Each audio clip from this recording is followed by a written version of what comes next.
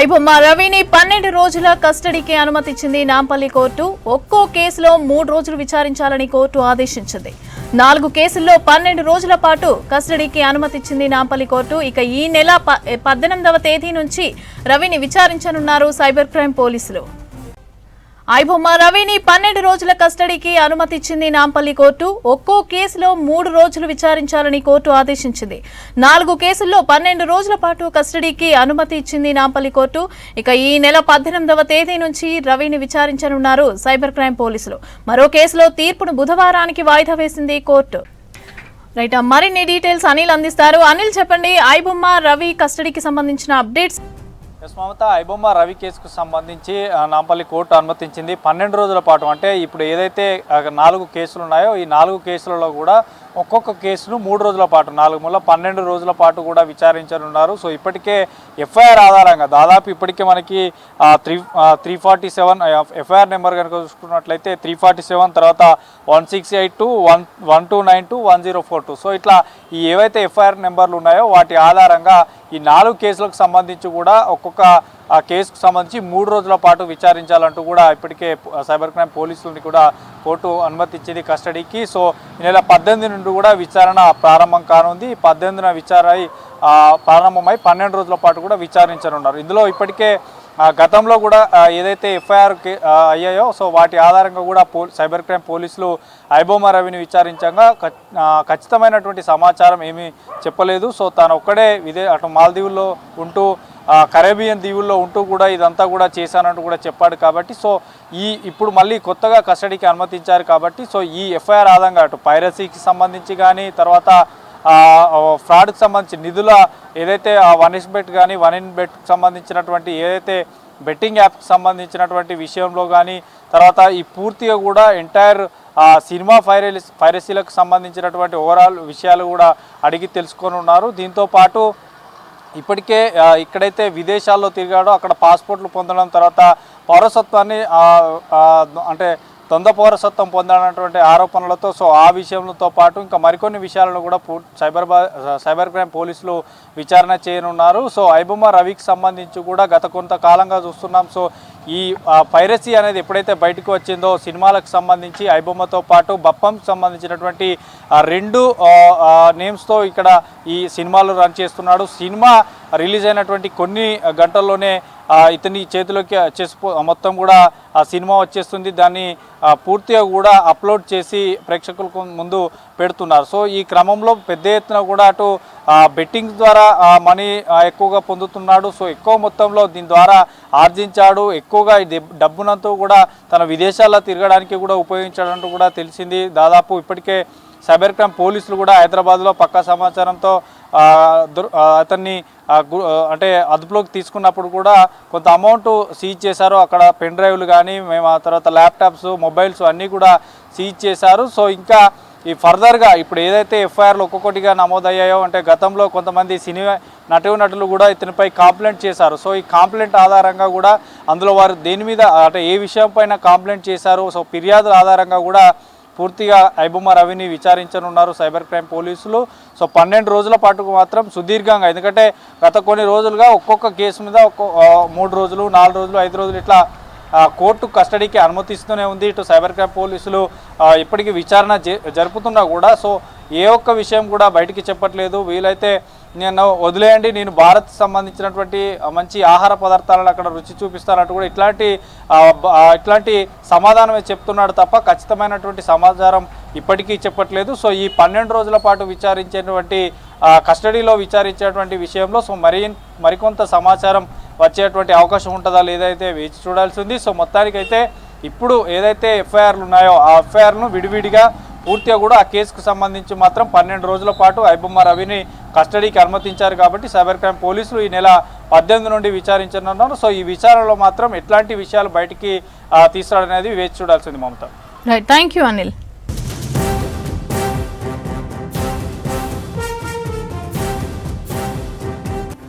సింగరేణి సంస్థ in charge సీఎండీగా IAS అధికారి కృష్ణ భాస్కర్ ను నియమించింది రాష్ట్ర ప్రభుత్వం. ప్రస్తుత ఇన్ఛార్జ్ సీఎండీ బలరాం డెప్యుటేషన్ ముగియటంతో ఆయన ప్లేస్ లో కృష్ణ భాస్కర్ కు బాధ్యతలను అప్పగించింది.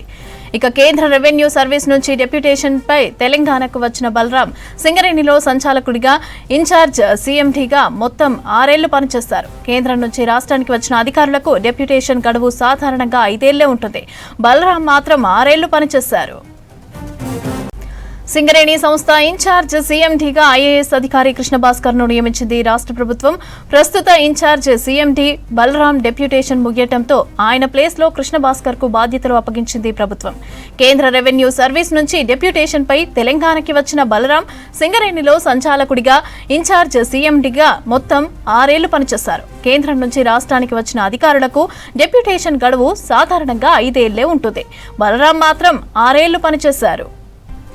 మరింత సమాచారం సత్యం అందిస్తారు. సత్యం, సింగరేణి సీఎండీకి సంబంధించిన మార్పులపైన అప్డేట్స్ ఏంటి? సీఎండీగా ఐఏఎస్ కృష్ణ భాస్కర్ నియమిస్తూ రాష్ట్ర ప్రభుత్వం జియో విడుదల చేసింది. ఇప్పటి వరకు ఇన్ఛార్జ్ సీఎండీగా ఉన్న బలరాం కేంద్ర సర్వీసుల నుంచి దాదాపు 6 ఏళ్ళు ఆయన సీఎండీగా కొనసాగారు. 6 ఏళ్ళు అంటే 5 ఏళ్ళు మాత్రమే కేంద్ర సర్వీసుల నుంచి డిప్యుటేషన్పై వచ్చిన అధికారికి అవకాశం ఉంటుంది.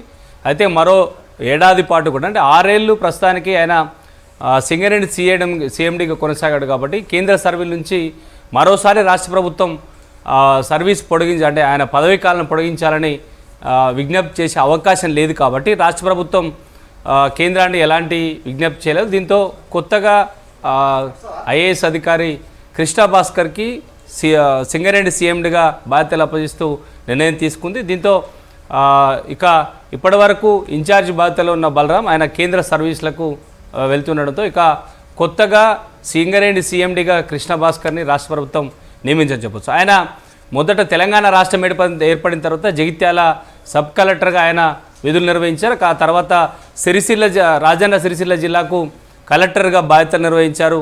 ఇక సిద్దిపేట జిల్లాకు కూడా ఆయన కలెక్టర్గా బాధ్యతలు నిర్వహించారు. ఆ 2 జిల్లాలో అనేక మార్పులు తీసుకురావడంలో కృష్ణ భాస్కర్ తన మార్కు చూపించారనే ఒక పేరు ఉంది. ఎందుకంటే రాజన్న సిరిసిల్ల జిల్లాలో అనేక సమస్యలు ఉండడంతో ఆయన నేరుగా ప్రజల నుంచి నేరుగా సమస్యలను స్వీకరించి తీసుకొని వెంటనే పరిష్కరించడంలో అందరు అధికారులతో పోస్తే చాలా చురుకుగా పనిచేశారనే ఒక పేరు ఉందని చెప్పొచ్చు. ఆయన నేరుగా ట్విట్టర్ ఖాతాలో ప్రజల నుంచి సమస్యలు తీసుకోవడానికి సిరిసిల్ల కలెక్టర్ పేరుతో ఒక ఖాతాను ఓపెన్ చేసి ప్రజలు చెప్పే సమస్యలు వెంటనే పరిష్కరించడానికి నేరుగా ఆయనే రోడ్లపైకి వెళ్ళి అక్కడున్న సమస్యను పరిష్కరించడానికి కూడా ప్రయత్నం చేయడంలో ఆయన సక్సెస్ అయ్యారనే ఒక పేరు ఉంది. ఇక కరీంనగర్ మున్సిపల్ కమిషనర్గా కూడా పనిచేసిన అనుభవం ఉంది. అంటే ప్రధానంగా ప్రజా సమస్యల విషయంలో ఐఏఎస్ అధికారిగా ఆయన చాలా చురుకుగా పనిచేస్తారనే ఒక పేరు ఆయనకు ఉంది. ప్రస్తుతానికి ట్రాన్స్కో సీఎండీగా కూడా ఆయన పనిచేస్తున్నారు. ఇక ఈ కొత్త అంటే సింగరేణిలో అత్యధికంగా కార్మికులు ఉన్న సంస్థ కాబట్టి అనేక సమస్యలు పరిష్కరించడానికి వారి నుంచి వచ్చే డిమాండ్లు వెంటనే పరిష్కరించడానికి ప్రభుత్వంతో చర్చించడానికి ఒక సరైన అధికారిగా కూడా రాష్ట్ర ప్రభుత్వం భావించింది. కాబట్టి ఐఏఎస్ అధికారి కృష్ణ భాస్కర్ని సింగరేణి సీఎండీగా నియమించడంలో ఒక ఈ సంస్థకి అనేక సమస్యలు లేదంటే కార్మికుల నుంచి వచ్చే సమస్యలు పరిష్కరించడానికి రాష్ట్ర ప్రభుత్వంతో చర్చించి వారి సమస్యలు పరిష్కరించడంలో సింగరేణి సీఎండీగా కృష్ణ భాస్కర్ సరైన అధికారి అనే ఒక అంశం కూడా ప్రస్తుతానికి ప్రభుత్వ అధికారుల్లో చర్చ సాగుతూ వస్తుంది. గతంలో ఆయన రాజన్న సిరిసిల్ల జిల్లాలో అదేవిధంగా సిద్దిపేట జిల్లాలో కలెక్టర్గా పనిచేసినప్పుడు అనేక ప్రజా సమస్యలను వెంటనే పరిష్కరించడంలో సక్సెస్ అయ్యారు. కాబట్టి ఆయనను సింగరేణి సీఎండీగా రాష్ట్ర ప్రభుత్వం నియమించడానికి ప్రధాన కారణం అనే ఒక చర్చ కూడా పొలిటికల్ వర్గాల్లో అదేవిధంగా ఐఏఎస్ అధికార వర్గాల్లో కూడా చర్చ సాగుతుందని చెప్పొచ్చు. చివరి దశ పంచాయతీ ఎన్నికలకు ఏర్పాట్లు పూర్తయ్యాయి. రేపు 4159 గ్రామ పంచాయతీలు 36,452 వార్డులకు ఎన్నికలు జరగనున్నాయి. ఉదయం 7 గంటలకు పోలింగ్ ప్రారంభం కానుంది. పోలింగ్ కోసం 36,483 కేంద్రాలను ఏర్పాటు చేశారు అధికారులు. 53,06,401 మంది ప్రజలు ఓటు హక్కును వినియోగించుకోనున్నారు. 394 గ్రామ పంచాయతీలు ఏకగ్రీవమయ్యాయి. ఇక వార్డులు 7,908 ఏకగ్రీవమయ్యాయి. చివరి దశ పంచాయతీ ఎన్నికలకు ఏర్పాట్లు పూర్తయ్యాయి. రేపు 4159 గ్రామ పంచాయతీలు 36,452 వార్డులకు ఎన్నికలు జరగనున్నాయి. ఉదయం 7 గంటలకే పోలింగ్ ప్రారంభం కానుంది. పోలింగ్ కోసం 36,483 కేంద్రాలను ఏర్పాటు చేశారు అధికారులు.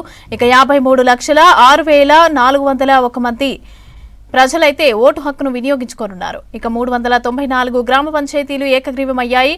7,908 వార్డులు ఏకగ్రీవమయ్యాయి. వరంగల్ ఉమ్మడి జిల్లాలో మూడో పంచాయతీ ఎన్నికలకు సిద్ధమవుతున్నారు అధికారులు. ఇక 24 మండలాల్లో 564 పంచాయతీల్లో రేపు పోలింగ్ జరగనుంది. ఇప్పటికే 34 గ్రామ పంచాయతీలు ఏకగ్రీవం అవ్వగా 530 సర్పంచ్ స్థానాలకు 1773 మంది అభ్యర్థులు పోటీ చేస్తున్నారు. ఉమ్మడి జిల్లా వ్యాప్తంగా మూడవ విడతలో 4,896 వార్డులు ఉండగా ఇక ఇప్పటికే 1,276 వార్డులు ఏకగ్రీవమయ్యాయి. దీంతో 3,620 వార్డులకు ఎన్నికలు జరుగుతూ ఉండగా 9,144 మంది అభ్యర్థులు పోటీలో ఉన్నారు. పోలింగ్ సామాగ్రి ఇప్పటికే గ్రామాలకు తరలించారు అధికారులు. మరిన్ని వివరాలు కృష్ణమోహన్ అందిస్తారు. Krishnamohan, third phase panchayati polling కి అంతా సిద్ధమైనట్టుగా తెలుస్తోంది. అప్డేట్స్ ఏంటి? గ్రామ పంచాయతీ ఎన్నికలు తుది దశకు రాష్ట్ర వ్యాప్తంగా సిద్ధమైంది. రేపు ఉదయం 7 గంటలకు పోలింగ్ కోసం అధికార యంత్రాంగం అంతా కూడా సిద్ధమైంది. ఇప్పటికే డిస్ట్రిబ్యూషన్ సెంటర్ల నుంచి కూడా సామాగ్రి అంతా తీసుకొని వాళ్ళ కేటాయించిన పోలింగ్ కేంద్రానికి దగ్గర కూడా సిబ్బంది అంతా కూడా తరలి వెళ్ళారు. అక్కడ రేపటి ఉదయం జరిగే పోలింగ్కు సంబంధించినటువంటి ఏర్పాట్లలో వాళ్ళు నిమగ్నమయ్యారు. ఇప్పటికే దానికి సంబంధించినటువంటి జిల్లా కలెక్టరేట్లలో కూడా వెబ్ కాస్టింగ్ సెంటర్ని ఏర్పాటు చేసుకున్నారు. అదేవిధంగా జిల్లా కలెక్టర్తో పాటు ఇతర అధికారులంతా కూడా ఎన్నికలను సజావుగా పూర్తి చేసేందుకు పూర్తి స్థాయిలో నిమగ్నమయ్యారు. ప్రస్తుతం మనం చూస్తాం వరంగల్ కలెక్టరేట్లో ఉన్నాం. వరంగల్ కలెక్టరేట్ నుంచి కూడా ప్రతినిత్యం అంటే 2 ఫేజ్లలో ఏ విధంగా సక్సెస్ఫుల్గా ఎన్నికలు నిర్వహించారో మూడో దశలో కూడా అదేవిధంగా సక్సెస్గా ఈ ఎన్నికలకు సంబంధించినటువంటి నిర్వహించాలనే దాని మీద వాళ్ళంతా కూడా కసరత్తు చేస్తున్నారు. దాదాపు ఈ ఎన్నికల నుంచి కూడా చూస్తే 24 గంటలు కూడా సిబ్బంది తమ పనులు ఈ వర్క్లోనే నిమగ్నమై ఉన్నారు. అందుకే వరంగల్ ఉమ్మడి జిల్లా వ్యాప్తంగా కూడా ఎలాంటి చిన్న సంఘటన కూడా జరగకుండా ఎన్నికల పోలింగ్ కావచ్చు, తర్వాత కౌంటింగ్ కావచ్చు, ఫలితాలు వెల్లడించడం కావచ్చు, ఇట్లా జెట్ స్పీడ్లోనే ఈ పనులన్నీ కూడా కొనసాగాయని చెప్పచ్చు. అయితే మొదటి విడతకు సంబంధించి కొంత కౌంటింగ్ ఆలస్యమైన దాన్ని రెక్టిఫై చేసుకున్నారు. రెండో విడతకు వచ్చేసరికి టార్గెట్గా పెట్టుకున్నటువంటి టైమింగ్కే ఈ ఎన్నికలకు సంబంధించినటువంటి కౌంటింగ్ కూడా పూర్తి చేసి ఫలితాలను కూడా వెల్లడించగలిగారు. ప్రస్తుతం మూడో దశకు సంబంధించినటువంటి పోలింగ్ కూడా అదే తరహాలో నిర్వహించాలని భావిస్తున్నారు. అందుకు సంబంధించినటువంటి ఎన్నికలకు సంబంధించినటువంటి గ్రామాలు ఏదైతే మూడో దశలో పోలింగ్ జరుగుతున్నాయో 24 మండలాలు ఉమ్మడి జిల్లాలో అక్కడికి సంబంధించినటువంటి పోలింగ్ సిబ్బంది కూడా వెళ్ళారు. అక్కడికి వెళ్ళిన తర్వాత వాళ్ళకి ఏదైనా ఇబ్బందులు ఉన్నా లేకపోతే వాళ్ళకి కావాల్సినటువంటి ఇతర ఇన్ఫర్మేషన్ ఇవ్వడం కావచ్చు, లేకపోతే వాళ్ళ సంబంధించినటువంటి పోలింగ్కు ఎలా సన్నద్ధమవుతున్నారనే దాన్ని కూడా ఇక్కడి నుంచి అధికారులంతా కూడా పర్యవేక్షిస్తున్నారు. సేమ్ టైంలో సమస్యాత్మక గ్రామాలు ఉన్నాయి. సమస్యాత్మక గ్రామాలకు సంబంధించి కూడా వెబ్కాస్టింగ్ ద్వారా కూడా ఎప్పటికప్పుడు పరిస్థితిని సమీక్షిస్తున్నారు. మనం అదే మూడో దశకు వచ్చేసరికి మాత్రం గ్రామ పంచాయతీల ఏకగ్రీవం కొంత తక్కువగా జరిగింది.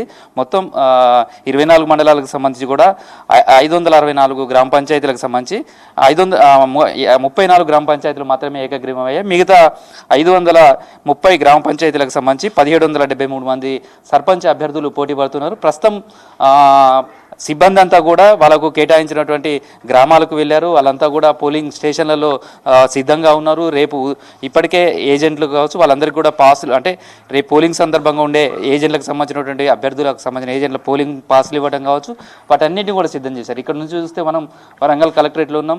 కలెక్టరేట్లో కూడా ప్రతి పోలింగ్ కేంద్రానికి సంబంధించినటువంటి దగ్గర వెబ్ కాస్టింగ్ ద్వారా కూడా అక్కడ ఉన్నటువంటి పరిస్థితిని సమీక్షిస్తున్నారు. ప్రస్తుతం మనతోటి వరంగల్ జిల్లా కలెక్టర్ సత్యసారథి ఉన్నారు. మేడంతో మాట్లాడడం. మేడం, 2 దశల పోలింగ్ పూర్తి చేసుకున్నారు, మూడో దశకు వచ్చారు. రేపు చాలా కీలకంగా ఉండబోతుంది. ఈ 2 దశల పోలింగ్ ఏ విధంగా జరిగింది, ఇప్పుడు రేపటి కోసం మీరు ఎట్లా సన్నద్ధమయ్యారు? మనకి వరంగల్ జిల్లాలో జరిగిన 2 ఫేజెస్ చాలా పీస్ఫుల్గా జరిగిందండి. అండ్ మొదటి ఫేజ్ కంటే కూడా రెండో ఫేజ్లో మనం కౌంటింగ్ కూడా రాత్రి 10 గంటల వరకు కంప్లీట్ చేసుకోగలిగాము. సో మూడో ఫేజ్కి వస్తే కనుక మనము నెక్కొండ, నర్సంపేట్, ఖానాపూర్, చెన్నారావుపేట్, సో ఈ 4 మండలాలు మనం మూడో ఫేజ్లో వెళ్తున్నామండి. ఇందులో 102 గ్రామ పంచాయత్, 809 వార్డ్స్, వీటిలో మనము ఎలక్షన్కి వెళ్తున్నాము. వీటిలో ఆల్రెడీ మనము 7 వార్డ్స్, 56 వార్డ్స్, 7 గ్రామ పంచాయత్స్ యునానిమస్ అయిపోయంగా మిగిలినవి ఇవి. వీటిలలో మనకి ఆల్మోస్ట్ 28 జీపీస్లో గాను 282 వార్డ్స్లో క్రిటికల్ పోలింగ్ స్టేషన్స్, తర్వాత 12 గ్రామ పంచాయత్స్లో 110 వార్డ్స్లో సెన్సిటివ్ పోలింగ్ స్టేషన్స్ అనేవి మనం గుర్తించాము. వాటికి వెబ్కాస్టింగ్ అనేది మనం ఏర్పాటు చేసుకొని ఉన్నాము. సో ఈ వెబ్కాస్టింగ్ ద్వారా అంటే ఇప్పుడు క్రిటికల్గా ఉన్నటువంటి పోలింగ్ కేంద్రాలు వాటిని ఎట్లా అబ్జర్వ్ చేస్తారు? ఎప్పటికప్పుడు మానిటరింగ్ చేయడం కావచ్చు, లేదా అక్కడ ఉన్నటువంటి సిబ్బందికి మీరు ఏదైనా సూచనలు చేయాలన్నా లేదా డైరెక్షన్ ఇవ్వాలన్నా ఎట్లా ఉంటుంది? మీ సిబ్బంది అంతా ఎలా పనిచేస్తారు? మొత్తం ఎలక్షన్ సెల్ ఇక్కడ ఏర్పాటు చేసుకున్నట్టుంది. అవునండి, ఇక్కడ మొత్తము ఎలక్షన్ సెల్ అనేది కలెక్టరేట్లో మేము ఏర్పాటు చేసుకున్నాము. సో దాని ద్వారా అందరూ అధికారులు ఇక్కడనే అవైలబుల్ ఉంటారు. అండ్ ఈ అధికారులు ఇప్పుడు రేపు మార్నింగ్ వెబ్కాస్టింగ్ జరుగుతున్న టైంలో ఎలాంటి డిస్టర్బెన్స్ ఉన్నా లేదా ఎలాంటి షార్ట్ ఫాల్ వీళ్ళు అబ్జర్వ్ చేసినా ఇమీడియట్గా వాళ్ళకి ఫోన్ చేసి అలర్ట్ చేయడం జరుగుతుంది. And also law and order పరంగా కూడా ఇలాంటి వెబ్కాస్టింగ్ చేసినందుకు రిమోట్ ఏరియాస్ మనం వెళ్ళలేం కాబట్టి యూజ్ అవుతుంది. So first phase, second phase experience ఎట్లా ఉంది? థర్డ్ ఫేజ్కు సంబంధించినటువంటిది ఎలక్షన్స్ పోలింగ్ కావచ్చు లేదా కౌంటింగ్ సంబంధించి కావచ్చు, తర్వాత రిజల్ట్ ప్రకటించడానికి ఈ ఎక్స్పీరియన్స్ ఏదైనా పనిచేస్తుంది అనుకుంటున్నాను. డెఫినెట్లీ అండి, మేము ఫస్ట్ ఫేజ్ కన్నా కూడా ఇంకా స్మూత్గా సెకండ్ ఫేజ్లో చేయగలిగాము. సో థర్డ్ ఫేజ్లో ఇప్పుడు ఆల్మోస్ట్ 4000 మంది ఎంప్లాయీస్ ఇన్వాల్వ్ అయినారు. అందులో 1500 మంది పోలీస్ కాగా రిమైనింగ్ అంతా కూడా మనకి సివిల్ అడ్మినిస్ట్రేషన్ సైడ్ నుంచి ఉన్నారు. అండ్ వీళ్ళందరూ కూడా ఆల్రెడీ ఫేజ్ 1, ఫేజ్ 2లో పనిచేసిన పీఓసే కావడము. అండ్ ఆర్ఓస్ అనేవాళ్ళు స్టేజ్ 2 ఆర్ఓస్ ఆల్మోస్ట్ మనకి 113 మంది ఉన్నారు. వీళ్ళందరూ కూడా ఏంటంటే మేజర్ గ్రామ పంచాయత్స్ ఏదైతే మనం స్ట్రాటజీ ఫాలో చేస్తామో ఫేజ్ 2కి మన స్టేట్ ఎలక్షన్ కమిషనర్ గారి ఆదేశాల మేరకు ఎక్కువ నెంబర్ ఆఫ్ టేబుల్స్ ఇంక్రీజ్ చేసుకొని రౌండ్స్ వారీగా మనము లెక్కింపు చేసుకుంటే త్వరగా రిజల్ట్స్ వచ్చే అవకాశం దిశగానే ప్లాన్ చేస్తున్నాం. సో మేడం, ఇప్పుడు మనకు కనిపిస్తున్నాయి చాలా కెమెరాస్ కనిపిస్తున్నాయి, చేస్తున్నాయి అంటే ఇప్పుడు వరకు సిబ్బంది చేరుకున్నారు. అంటే ఇప్పుడు చేసే వర్క్ ఏంటిది అసలు? అంటే ఈ టైంలో చేసేది ఎట్లా ఉంటుంది? రేపు మార్నింగ్ 7కు వాళ్ళు ఎట్లా ప్రిపేర్ అవుతుంటారు పోలింగ్ సంబంధించి? అంటే ఇప్పుడు వాళ్ళకి కొన్ని ఏవైతే స్టాచ్యుటరీ ఫామ్స్ ఉంటాయో ఇంపార్టెంట్ ఫీల్డ్స్ వదిలేసి, అంటే రేపు టైం కానీ లేకపోతే ఇంకేదైనా డేటా అక్కడికక్కడ నింపాల్సింది వదిలేసి ఇప్పుడు గ్రామం పేరు, పోలింగ్ వార్డు పేరు, స్టేషన్ పేరు, వాళ్ళ పేరు ఇట్లాంటిది ఏదైనా ఉంటే వాళ్ళు ఆ ఫామ్స్ అన్ని నింపుకునే పనిలో ఉంటారు. ప్లస్ మనకి కొన్ని స్టిక్ చేయాల్సిన స్టాచ్యుటరీ మెటీరియల్ ఉంటుంది పోలింగ్ స్టేషన్లో, వాటిని అరేంజ్ చేస్తారు. ప్లస్ పోలింగ్ బూత్ని కూడా వాళ్ళు ఇప్పుడు ఒక arrangement as per the schema arrange చేసుకునే దీంట్లో ఉంటారు. సో పోలింగ్ సంబంధించి ఎట్లా ఉంది? మీరు అనుకున్నట్టుగానే 2 ఫేజ్లలో కూడా ఓటింగ్ శాతం నమోదైందా? ఈసారి థర్డ్ ఫేజ్లో కూడా ఓటింగ్ శాతం ఎంత ఉంటుందని ఎక్స్పెక్ట్ చేస్తున్నారు? ఏ ఏరియాలలో ఎక్కువ మీకు ఓటింగ్ జరిగింది అనిపించింది? అంటే మాకు ఫస్ట్ ఫేజ్లో 86% యావరేజ్ నమోదైందండి. ఇప్పుడు సెకండ్ ఫేజ్లో 88% అయ్యింది. సో దీనికి గాను మేము చేసిన స్వీప్ యాక్టివిటీస్ ఎంతో ఉపయోగపడినాయని మేము అనుకుంటున్నాం. అందుకనే మేము 3వ ఫేజ్లో కూడా మొన్న 4 మండలాల్లో 2 రోజుల క్రితం స్వీప్ యాక్టివిటీ అనేది చేయడం జరిగింది. Where young voter are eldest voter అట్లాగా మేము వాళ్ళందరినీ తీసుకొచ్చి ఒక మానవారం చేయడం, ఇలాంటి యాక్టివిటీస్ మేము చేసాము. సో ఆటోమేటికల్గా ఓటింగ్ పర్సంటేజ్ అనేది ఇంక్రీజ్ అవినాయి. మేము మా అబ్జర్వేషన్ ఏంటంటే కొన్ని గ్రీన్ పోలింగ్ స్టేషన్స్ మేము పెట్టాము based on guidance from state election commission. అక్కడ యావరేజ్ కంటే కూడా 2-3% ఎక్కువ పర్సంటేజ్ ఆఫ్ ఓటింగ్ ఉంది. బికాజ్ మేజర్ వార్డ్స్లోనే మేజర్ గ్రామ పంచాయత్స్లోనే ఇది పెట్టడం. స్టేట్లోనే ఈ టైప్ ఆఫ్ పోలింగ్ కేంద్రాలు మీ దగ్గర కనిపించాయి వరంగల్ జిల్లాలోనే. ఎందుకు అంత గ్రీనరీగా లేకపోతే అవి పెట్టారు? పెట్టినప్పుడు కూడా ఓటర్స్ నుంచి కావచ్చు లేకపోతే ఆఫీసర్స్ నుంచి కూడా ఇట్లా చేద్దామన్నప్పుడు కూడా వాళ్ళ నుంచి ఎట్లా అవుతుంది? ఈ పోలింగ్ స్టేషన్ ఇట్లా ఏర్పాటు చేయడం వల్ల ఓటింగ్ శాతం కూడా ఏమైనా పెరిగిందా? అంటే ఈ కాన్సెప్ట్ మాకు స్టేట్ ఎలక్షన్ కమిషనర్ గారు అడ్వైస్ చెప్పినప్పుడు ఆఫీసర్స్కి కూడా ఎట్లా చేస్తాము, దీంట్లో ఎంత కాస్ట్ కాంపోనెంట్ ఉంటుంది, ఏమన్నా ఎక్కువ ఖర్చు అయ్యే అవకాశం ఉందా అని ఆలోచించినప్పుడు ఈకో ఫ్రెండ్లీ మెటీరియల్ అని అనగానే ఇవన్నీ కూడా లో కాస్ట్ తోటి మనం చేయగలిగినవి, ఎక్కువ ఖర్చు ఉండదు. అండ్ పర్యావరణాన్ని మనం ప్రమోట్ చేసే, హితాన్ని ప్రమోట్ చేసే విధంగానే మనం ఇవి చేస్తాము. సో ఫస్ట్ ఫేజ్లో మనం ఒక 2 సెంటర్లు బాగున్నాయని అనుకుంటే సెకండ్ ఫేజ్లో చేసిన 8కి 8 సెంటర్లు ఆఫీసర్లు కూడా మంచి ఇంట్రెస్ట్ చూపించి క్రియేటివిటీని ప్రదర్శించి చేయగలిగారు. సో రేపటి పోలింగ్కి సంబంధించి మీ ఓటర్స్కి ఏం చెప్పబోతున్నారు? ఓటర్లందరికీ కూడా రేపు పోలింగ్ శాతం ఎట్లా ఉంటుంది అనుకుంటున్నారు? దీనికి సంబంధించి పూర్తి స్థాయిలో రెడీ అయినట్టేనా మీ వైపు? అంటే అన్ని ప్లేసెస్లో రూరల్ ఏరియాస్లో మేము ఫేజ్ 1లో కొన్ని గ్రామ పంచాయత్స్లో మేము neck to neck competition observe చేసాము. బట్ అదర్ మండలాల్లో మాకు కాంపిటీషన్ అనేది క్లియర్ మ్యాండేట్ ఉండింది. That is the reason result ఇవ్వడానికి కూడా మనకు అంత ఇష్యూస్ ఉండవు. సో ప్రజలందరూ కూడా క్లారిటీ తోటి వాళ్ళు అనుకున్న వ్యక్తికి వచ్చి ఓటు వేస్తే ఆటోమేటిక్గా ఊరికి మంచి జరుగుతుంది అనేది. సో అందుకు మీ ద్వారా వాళ్ళకి రిక్వెస్ట్ రేపు ఖచ్చితంగా వచ్చి ఓటు వేయమనేది అడుగుతున్నాం. సో అన్ని గ్రామ పంచాయతీలకు సంబంధించి పోలింగ్ పూర్తయిందా లేదా ఏదైనా గ్రామ పంచాయతీలు వాయిదా పడటం కానీ అట్లా ఏమైనా జరిగిందా మీ జిల్లాలో? అంటే ఇప్పుడు మనకి ఉప సర్పంచ్ ఎలక్షన్ అనేది ఒక 5 గ్రామ పంచాయత్స్కి ఆగింది. సో రెండో రోజు స్టాచ్యుటరీగా అది జరగకపోతే స్టేట్ ఎలక్షన్ కమిషన్కి మనం రిపోర్ట్ చేయాల్సి ఉంటుంది. అక్కడ ఉండే వాళ్ళ మధ్య సయోధ్య లేకపోవడం వల్లనే వాళ్ళు రాసిచ్చిన విధంగా మనం స్టేట్ ఎలక్షన్ కమిషన్కి రిపోర్ట్ ఇచ్చాము. అక్కడి నుంచి పర్మిషన్ వచ్చిన వెంటనే మూడోసారి ఏంటనంటే ఇక్కడ మేమే ఒక పర్సన్ని పేరు మేమే ప్రతిపాదించి మేమే ఓకే చేస్తాం. సో అది ప్రొసీజర్ ప్రకారం కంప్లీట్ చేస్తాం. ప్రస్తుతం మనం చూడొచ్చు వెబ్కాస్టింగ్ సంబంధించి ఎన్నికల సిబ్బంది కూడా రేపు పోలింగ్ సంబంధించినటువంటి రూమ్ని అంతా కూడా సిద్ధం చేసుకుంటున్నారు. రేపు పోలింగ్కు సిద్ధం చేస్తున్నారు. అంటే రేపు ఉదయం 7 గంటల వరకు కూడా ఓటర్లంతా కూడా తమ ఓటు హక్కును వినియోగించుకోవడానికి కావాల్సిన ఫెసిలిటీస్ అన్ని కూడా కల్పిస్తున్నారు. దానికి సంబంధించినటువంటి ప్రిపరేషన్ అంతా కూడా కొనసాగుతుంది. అయితే ఈసారి ఎక్కడ కూడా ఓటు వేసే దగ్గర ఈ ఓటర్లు ఇబ్బందులు పడకుండా కావాల్సిన ఫెసిలిటీస్ అన్ని కూడా కల్పించారు. అక్కడకు వెళ్ళినటువంటి పోలింగ్ సిబ్బందికి కూడా ఇబ్బంది లేకుండా చేశారు. తర్వాత ఎక్కడైనా సరే సమస్యాత్మకమైనటువంటి పోలింగ్ కేంద్రాలు కానీ లేదా ఎక్కడైనా ఇబ్బందులు ఉంటే కూడా ఎప్పటికప్పుడు ఎలక్షన్ సెల్ ఒక కార్యాలయం సెంటర్ని కూడా ఏర్పాటు చేసుకున్నారు. ఇక్కడ నుంచి మానిటరింగ్ చేస్తున్నారు. ఆ సిబ్బందికి కావాల్సిన గైడ్లైన్ ఇస్తున్నారు. ఏదైనా అవసరమైతే అదనపు సిబ్బందిని కూడా అక్కడికి పంపించడానికి కూడా అవకాశం ఉండే విధంగా చూస్తున్నారు. క్రిటికల్ పోలీస్ స్టేషన్స్కి సంబంధించి కూడా ఇటు పోలీసు ఇటు ఇతర శాఖలతోటి కూడా సమన్వయం చేస్తున్నారు. ఇప్పటికే సమస్యాత్మక పోలింగ్ కేంద్రాలు కావచ్చు వాటన్నిటి దగ్గర కూడా భారీగా పోలీసు బందోబస్తు ఏర్పాటు చేశారు. ప్రస్తుతం వరంగల్కి సంబంధించి చూస్తే మనం 2 విడతలుగా జరిగినటువంటి ఎన్నికల్లో కూడా 1119 గ్రామ పంచాయతీలకు సంబంధించినటువంటి ఎన్నికలు జరిగాయి. దీనికి సంబంధించి కూడా కాంగ్రెస్ పార్టీ 649 మద్దతుదారులు, అదేవిధంగా బీఆర్ఎస్కి సంబంధించి 329 మంది, బీజేపీకి సంబంధించి 33 మంది, ఇండిపెండెంట్లు 107 మంది ఈ 2 విడతలలో గెలిచారు. తర్వాత 3వ విడతకు సంబంధించినటువంటి పోలింగ్ రేపు జరగనున్నది. వరంగల్ ఉమ్మడి జిల్లాలో 530 గ్రామ పంచాయతీలకు సంబంధించినటువంటి పోలింగ్ కోసం కూడా సర్వం సిద్ధం చేశారు. అయితే ఫస్ట్ ఫేజ్ సెకండ్ ఫేజ్ కంటే కూడా 3వ విడతలో పోలింగ్ శాతం మరింత పెరిగే అవకాశం ఉంటుంది. ఎందుకంటే 2 రిజల్ట్ నేపథ్యంలో కూడా మిగతా వాళ్ళు కూడా ప్రతి ఓటు చాలా కీలకంగా ఉంది. చాలా చోట్ల 1-2 ఓట్లతోటి కూడా గెలిచిన వాళ్ళు ఉన్నారు. కాబట్టి ప్రతి ఓటు చాలా కీలకంగా ఉండడం, తర్వాత తమ గ్రామాల్లో జరిగినటువంటి పంచాయతీ ఎన్నికల రిజల్ట్స్ కావచ్చు ఇవంతా కూడా చాలా మందిలో ఆసక్తిని మరింత పెంచే విధంగా చేసింది. దీంతో థర్డ్ ఫేజ్లో జరుగుతున్నటువంటి గ్రామాలకు సంబంధించినటువంటి ఇతర ప్రాంతాలు ఉన్న వాళ్ళు కూడా తమ గ్రామాలకి వెళ్ళి ఓటు వేయడానికి సిద్ధమవుతున్నట్టుగా తెలుస్తుంది. దానికి సంబంధించి పోటీ చేస్తున్నటువంటి అభ్యర్థులు కూడా వాళ్ళని రప్పించుకోవడానికి రకరకాల ప్రయత్నాలు చేస్తున్నారు. సేమ్ టైంలో పోలింగ్ శాతం పెంచడానికి కూడా అధికారులు రకరకాల ప్రయత్నాలు, అవగాహన తీసుకొచ్చే ప్రయత్నాలు కూడా చేశారు. మొత్తానికి రేపు ఉదయం 7 గంటలకు ఈ 3వ విడతకు సంబంధించినటువంటి పోలింగ్ జరుగుతుంది.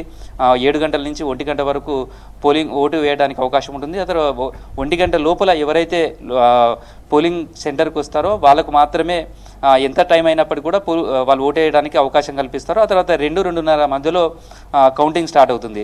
అయితే మొదటి ఫేజ్లో కొంత లేట్ అయినప్పటికీ సెకండ్ ఫేజ్కి వచ్చేసరికి అదనంగా టేబుల్స్ వేయడం కావచ్చు, సిబ్బందిని అందుబాటులో ఉంచడం, దీంతో కౌంటింగ్ సంబంధించి కూడా రాత్రి 9 గంటల వరకే మేజర్ గ్రామ పంచాయతీలకు సంబంధించి కూడా మేజర్గా ఉన్నటువంటి గ్రామాలన్నిటి కూడా కౌంటింగ్ పూర్తయింది.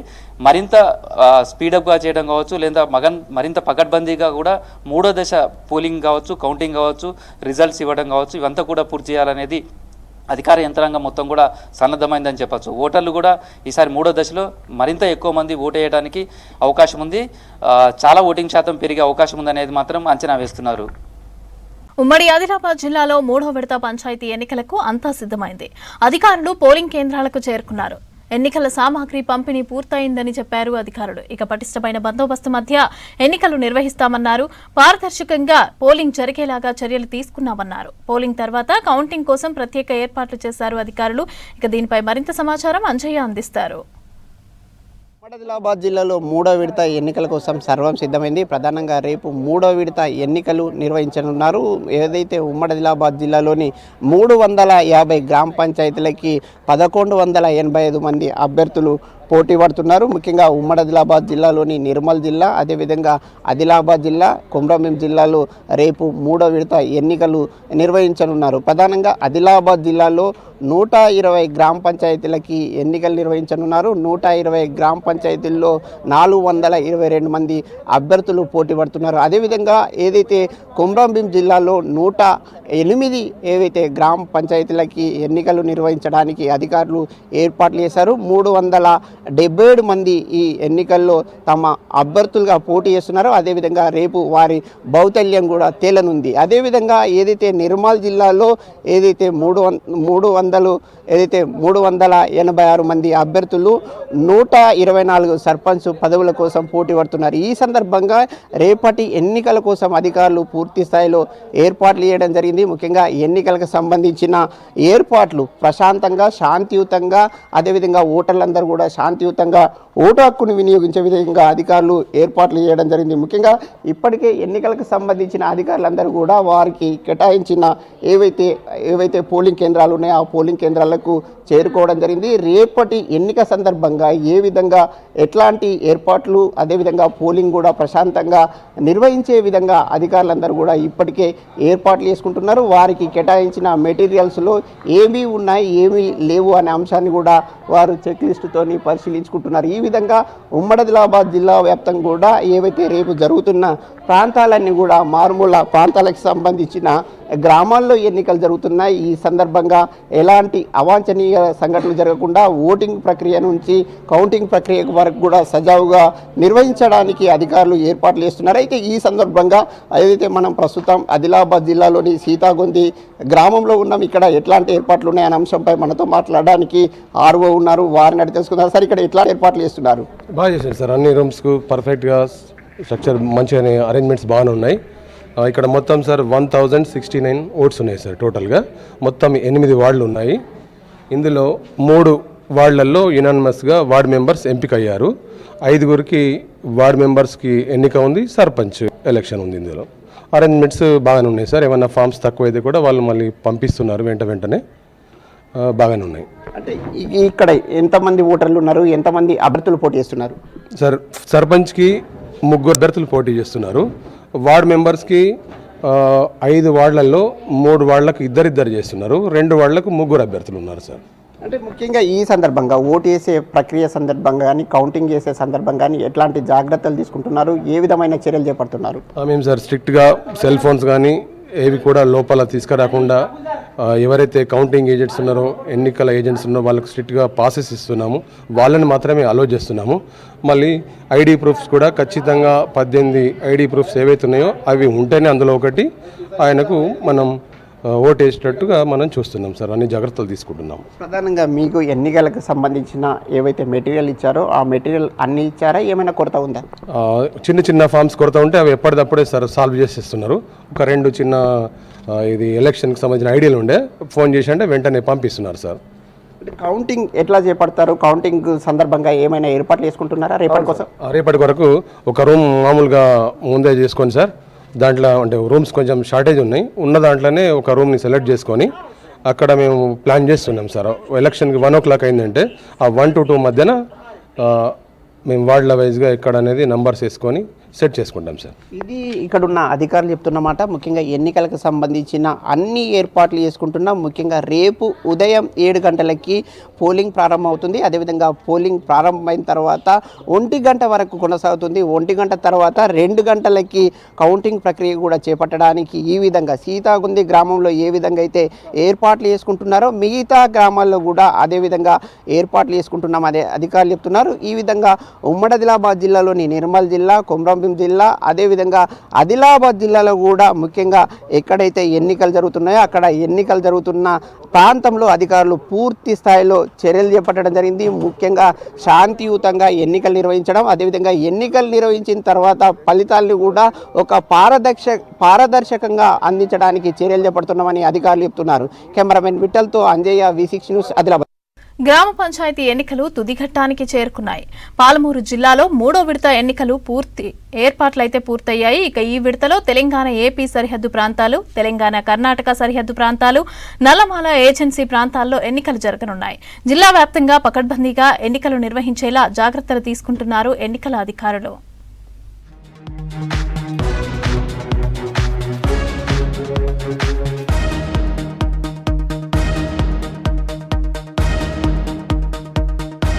పాలమూరు జిల్లాలో 3వ విడత గ్రామ పంచాయతీ ఎన్నికలకు ఏర్పాట్లు పూర్తయ్యాయి.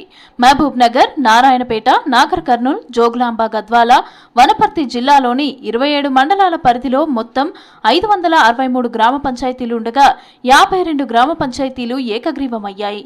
7 గ్రామ పంచాయతీలకు వివిధ కారణాల రీత్యా ఎన్నికలు వాయిదా పడ్డాయి. మిగిలిన 504 గ్రామ పంచాయతీలకు 5015 వార్డులకు ఎన్నికలు జరుగుతున్నాయి. మొత్తం 7,95,000 మంది ఓటర్లున్నారు.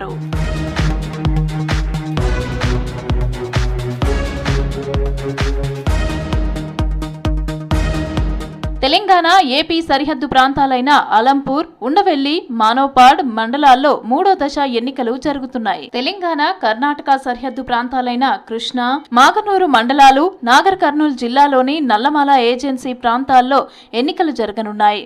ఆమ్రాబాద్, పదర, లింగాల, బల్మూరు మండలాల్లోని చెంచుపెంటల్లో చెంచులు ఓటు వేయనున్నారు. జిల్లా వ్యాప్తంగా పకడ్బందీగా ఎన్నికలు నిర్వహించేలా ఎన్నికల అధికారులు జాగ్రత్తలు తీసుకుంటున్నారు. సమస్యాత్మక ప్రాంతాల పోలీసులు దృష్టి పెట్టారు.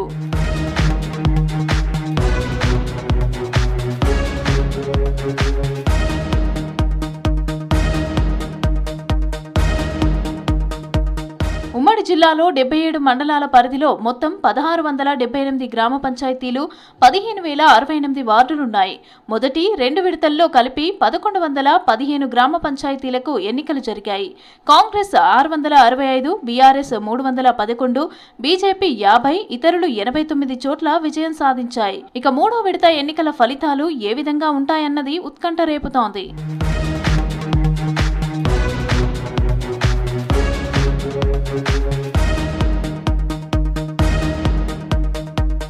చివరి దశ ఎన్నికలు జిల్లా మంత్రులు జూపల్లి కృష్ణారావు, వాకిటి శ్రీహరికి సవాల్గా మారాయి. వారు ప్రాతినిధ్యం వహిస్తున్న నియోజకవర్గాలతో పాటు సొంత మండలాల్లో ఎన్నికలు జరగనున్నాయి. ఫస్ట్, సెకండ్ ఫేజుల్లో జిల్లా అంతటా కాంగ్రెస్ హవా కొనసాగింది. కానీ మొదటి విడతలో జడ్చర్ల ఎమ్మెల్యే అనిరుద్ రెడ్డి సొంత గ్రామం రంగారెడ్డిగూడలో కాంగ్రెస్ అభ్యర్థి ఓటమి, 2వ విడతలో దేవరకద్ర ఎమ్మెల్యే సొంతూరు దమగ్నాపూర్లోనూ కాంగ్రెస్ అభ్యర్థి పరాజయం, నారాయణపేట ఎమ్మెల్యే చిట్టెం పర్ణికారెడ్డి స్వగ్రామం ధన్వాడలోనూ ఓటమితో పార్టీకి ఊహించని షాక్ తగిలింది.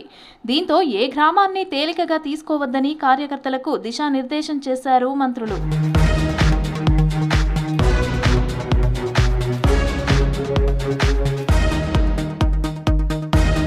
పల్లెపోరులో హోరాహోరీగా ప్రచారం చేసిన లీడర్లంతా తమ ప్రాంతంలో పట్టు నిలుపుకుంటారా, ఎవరి పరిస్థితి ఏంటి అన్నది తేలిపోనుంది.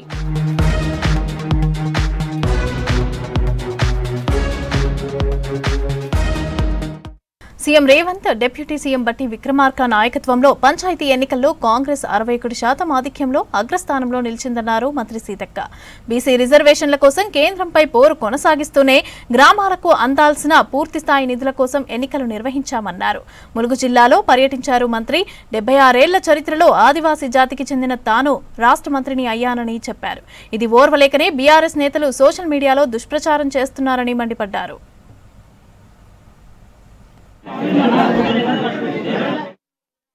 కాంగ్రెస్ పార్టీ 61.24%తో అగ్రభాగాన ఉండి గ్రామాలలో గ్రామ పంచాయతీలను గెలిపించడంలో కీలక పాత్ర పోషించినటువంటి కాంగ్రెస్ పార్టీ నాయకులకు, ఎమ్మెల్యేలకు, ఎంపీలకు, మంత్రులకు, మరి కాంగ్రెస్ బలపరిచినటువంటి అభ్యర్థులను గెలిపించినటువంటి ప్రజలకు కూడా పేరు పేరున పంచాయతీరాజ్ శాఖ తరఫున ధన్యవాదాలు తెలియజేస్తూ, నూతనంగా 8,566 గ్రామాలకు సర్పంచులుగా, ఉప సర్పంచులుగా, వార్డు మెంబర్స్గా ఎలక్ట్ అయినటువంటి వారందరికీ కూడా శుభాకాంక్షలను తెలియజేస్తా ఉన్నాం.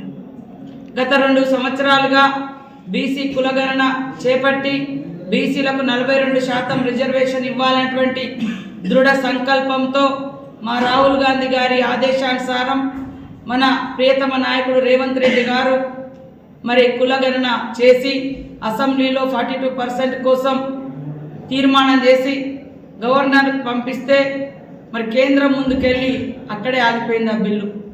ఇప్పుడు కనుక ఎలక్షన్ నిర్వహించకుంటే గత 2 సంవత్సరాలుగా రావాల్సినటువంటి 3,000 కోట్ల రూపాయలు ఆగిపోయి ఇప్పటికే గ్రామాలకు గత 2 సంవత్సరాలుగా నిధులు రాలేనటువంటి పరిస్థితులలో మరి రోజు మార్చి లోపు గ్రామ పంచాయతీలకు మండల పరిషత్తులకు ఎన్నికలు అయితేనే పూర్తి స్థాయి మన నిధులన్నీ వచ్చే అవకాశం ఉంది.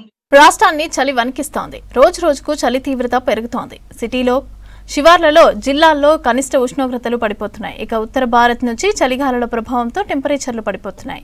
అత్యల్పంగా సంగారెడ్డి జిల్లా కోహిర్లో 7.4 డిగ్రీల కనిష్ట ఉష్ణోగ్రతలు నమోదయ్యాయి. ఇక సిటీ పరిధిలో హెచ్సియు దగ్గర 10 డిగ్రీల టెంపరేచర్ నమోదైంది.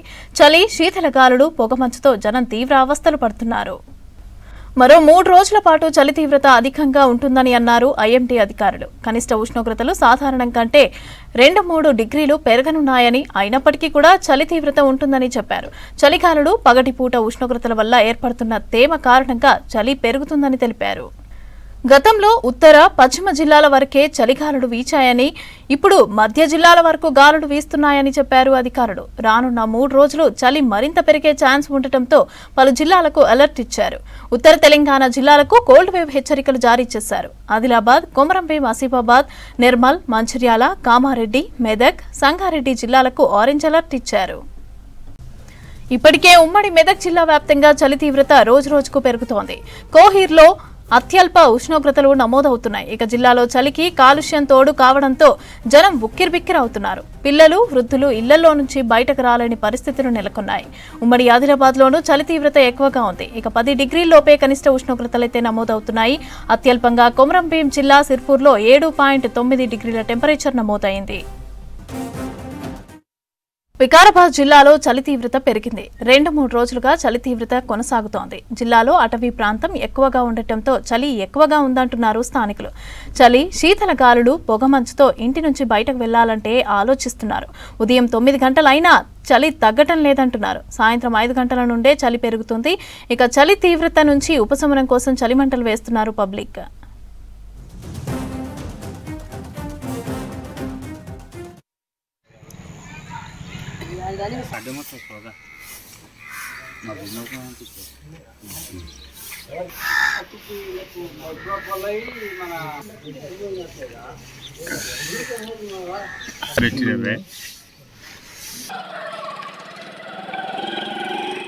కామారెడ్డి జిల్లా దోమకొండ మండలం అంబర్పేట గ్రామంలో పెద్దపులి సంచారం కలకలం రేపుతోంది. 3 రోజుల్లో 3 రైతుల దూడలపైన పెద్దపులి దాడి చేస్తుంది. పొలం దగ్గర కట్టేసిన దూడలపైన దాడి చేసి హతమార్చింది. దీంతో ఫారెస్ట్ అధికారులకు సమాచారం ఇచ్చారు గ్రామస్తులు. కామారెడ్డి జిల్లా అటవీ శాఖ అధికారి నిఖిత సిబ్బందితో కలిసి పెద్దపులి సంచరిస్తున్న ప్రదేశాన్ని గుర్తించారు. ఇక పాదముద్రలను బట్టి పెద్దపులిగా నిర్ధారించారు. పులి కదలికలను ట్రాక్ చేసేందుకు కెమెరాలు ఏర్పాటు చేశారు. రైతులు, పశువుల కాపరులు జాగ్రత్తగా ఉండాలని, ఒంటరిగా పొలాల వైపు వెళ్లొద్దని సూచించారు. పెద్దపులి మంచిర్యాల జిల్లా నుంచి కామారెడ్డికి వచ్చినట్లుగా ప్రాథమికంగా నిర్ధారించారు అధికారులు.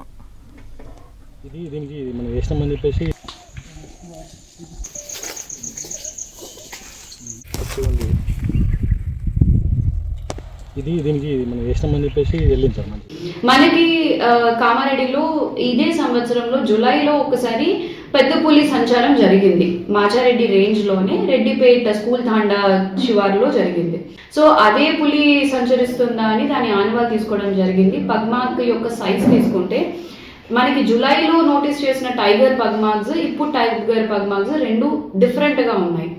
So this is a different tiger and వీటి పగ్మార్క్స్ అవన్నీ సేకరించిన తర్వాత మనకి ఇంకొక న్యూస్ కూడా వచ్చింది. వేరే దగ్గర కూడా సేమ్ అంబారిపేట శివారులోనే 2వ క్యాటిల్ కిల్ కూడా జరిగింది అని. సో అక్కడి నుంచి ఇక్కడ నుంచి అన్ని చోట్ల కూడా సేకరించాము. అది ఏ దిశలో నడుస్తుంది, అది వెళ్తుంది అన్నది కూడా మనం మానిటర్ చేస్తున్నాం దగ్గరుండి. అండ్ ఎక్కడైతే కిల్ జరిగిందో ఇమీడియట్గా ఆ ఫార్మర్స్కి అవేర్నెస్ సెషన్ తీసుకోవడం కూడా జరిగింది. ఇలాంటి అటవీ ప్రాణుల వల్ల ఏదన్నా నష్టం వచ్చినా కూడా ఇమీడియట్గా అటవీ శాఖ కంపెన్సేట్ చేస్తుంది. సుమారుగా 4-5 రోజులు అది ఆ కిల్ చుట్టే ఉంటుంది, అది పూర్తిగా తినేంత వరకు. సో అంబారిపేటలోనే అది ఉండాలి. యాదగిరిగుట్ట లక్ష్మీ నరసింహస్వామి ఆలయ కొండపై చేపట్టిన ఎంట్రీ ఫ్లైఓవర్ పనులు పూర్తి దశకు చేరుకుంటున్నాయి. 2 ఏళ్ల క్రితం మధ్యలో నిలిచిపోయిన 64 మీటర్ల నెట్వర్క్ ఆర్చ్ బ్రిడ్జ్ పనులను ప్రభుత్వ ఆదేశాలతో ఆర్ఎన్బి మళ్లీ ప్రారంభించింది. మిగిలిన పనులు వేగవంతంగా పూర్తి చేసి భక్తులు కొండపైకి సులభంగా చేరుకునేలాగా మార్గాన్ని సుగమం చేసేలాగా చర్యలు తీసుకుంటుంది సర్కార్.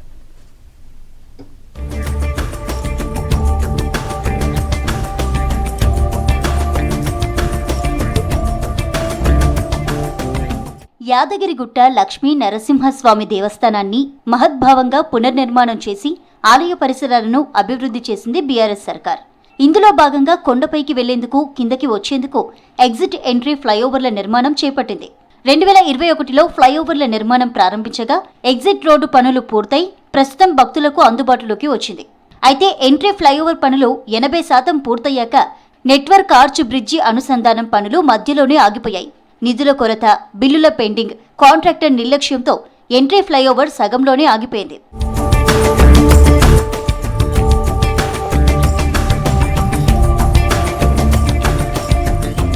దేవాలయాల అభివృద్ధికి ప్రాధాన్యత ఇస్తోన్న కాంగ్రెస్ సర్కార్ ప్రస్తుతం యాదగిరిగుట్టలో ఫ్లైఓవర్ల నిర్మాణంపై దృష్టి సారించింది.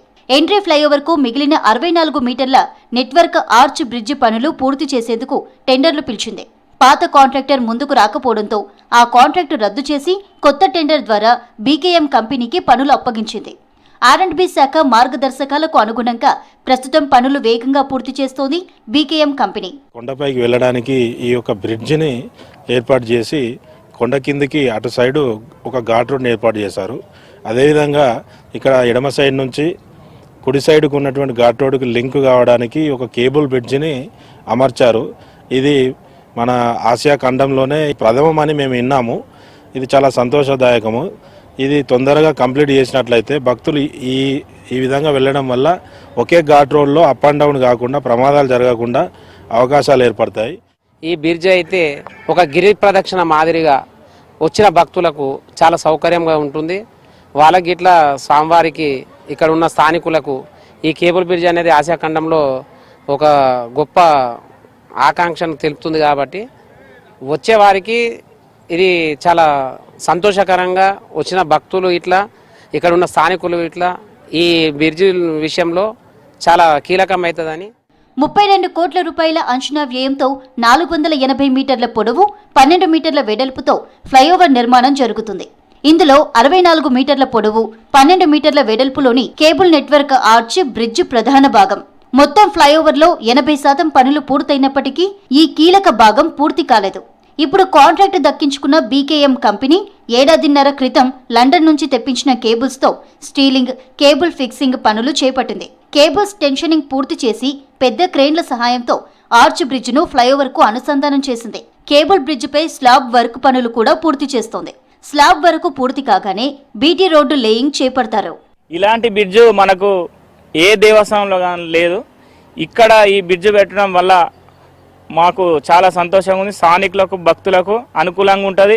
రేపు ఈ బ్రిడ్జ్ ఓపెన్ అయితే 2 రోజులు అయితే ఒకటి దిగనికి, ఒకటి ఎక్కనికి యాత్రికులకు కానీ భక్తులకు కానీ చాలా సులువుగా పోయేస్తాను. ట్రాఫిక్ ఇబ్బంది లేకుండా జరుగుతుంది. కాబట్టి 4,20,00,000 రూపాయలతో పెండింగ్ లో ఉన్న ఆర్చ్ బ్రిడ్జి పనులు చేపట్టడం కీలకమైన నిర్ణయమన్నారు అధికారులు. బ్రిడ్జి అనుసంధానం పనులు దాదాపు చివరి దశకు చేరాయన్నారు.